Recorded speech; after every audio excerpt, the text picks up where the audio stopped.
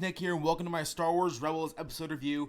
My thoughts on the brand new episode of Star Wars Rebels, the Season 3 premiere, titled Step into Shadows, or Steps into Shadow. And I thought this was a really great season premiere. I caught it a little late because I was in Disneyland with family, so I wasn't able to catch the episode live. So I just got done watching it, and honestly, I thought it was a really solid episode and a great start to what I think is going to be a really good season.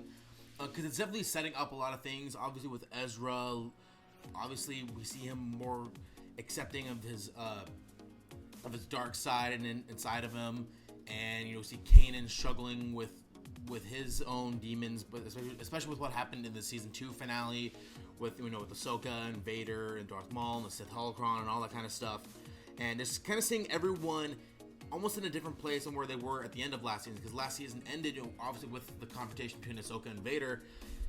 It was a really big and kind of destructive finale in terms of where everyone's character ended up with Kanan going blind, Ezra opening the Sith Holocron and now using that knowledge to further his own agenda, if you want to call it that, and again seeing how far really Ezra has matured as a character, as well as seeing him going down a dark path. I think it's really interesting, and I'm excited to see where that goes, and obviously where this episode picks up. He's leading the squad of the Rebel squad, and he seems to be doing well until his anger and frustrations kind of get the better of him.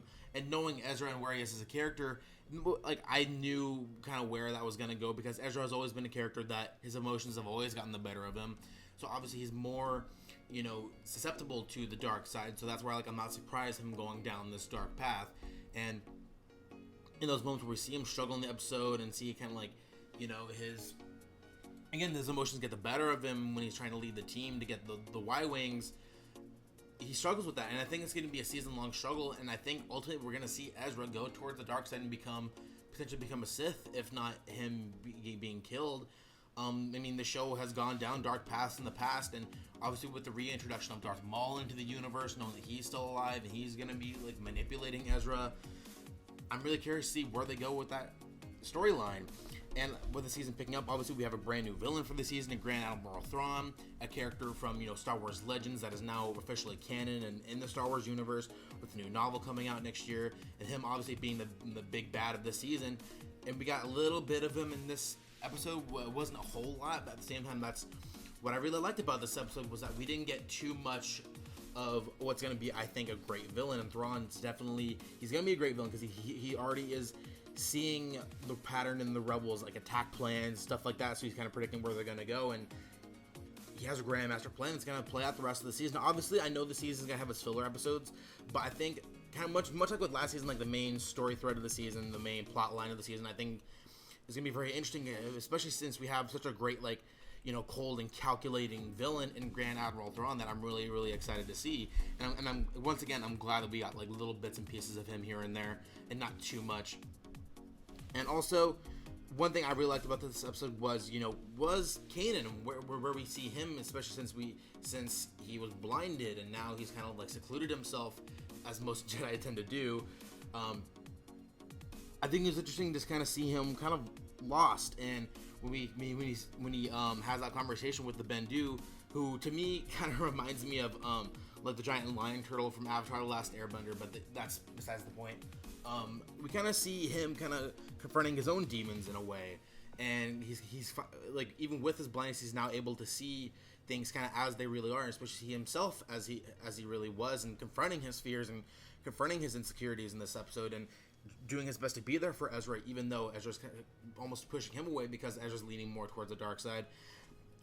Ezra and Kanan's dynamic has always been one of my favorite parts of the show, and obviously it's something that was a big highlight for me in this episode, showing that even with Kanan and Ezra both struggling for where they are right now, that they are there for each other. And I don't know how much longer that's going to last, but I thought it was really great to see that, and just also seeing kind of the team and their dynamic again. Obviously, they're moving further up in the rebellion's growing. Sabine's in a more military and like a leadership role. Of course, we have all the rest of the crew with Chopper and all of them, all the crew of the Ghost, and seeing the kind of doing the same things we did last year in the season before, is kind of going out and stealing ships and parts and stuff like that. And I thought it was really cool seeing them going to get the Y-Wings. Obviously, the Y-Wings play a huge part in the rebellion in Star Wars episodes 4, 5, and 6. And as fans, it's kind of cool to see that the Rebels team is, they're the ones that are kind of helping the rebellion with that in that aspect. So I thought that was really interesting.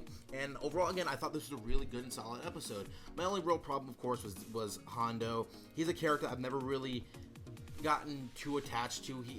I've seen too many characters like him in other TV shows and movies and stuff too, where like he's funny sometimes, but to me it's not.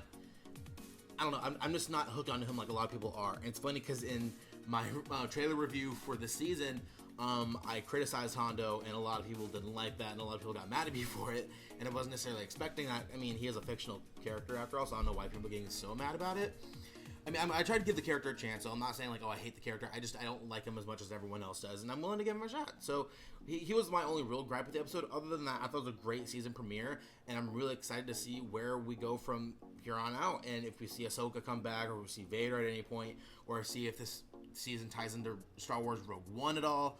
I'm just really excited to see this season. So those are my thoughts on the brand new episode. What do you guys think of this season? Are you guys looking forward to it? Is there a moment in this episode that you guys thought was the best moment in the episode? Let me know and sound your thoughts in the comment section below. Give this video a thumbs up and hit that subscribe button so I'm going to be doing reviews every single week on the normal days, hopefully. So yeah, you can check out my videos if you hit that subscribe button. So thanks again for watching, guys, and until next time, have a good one.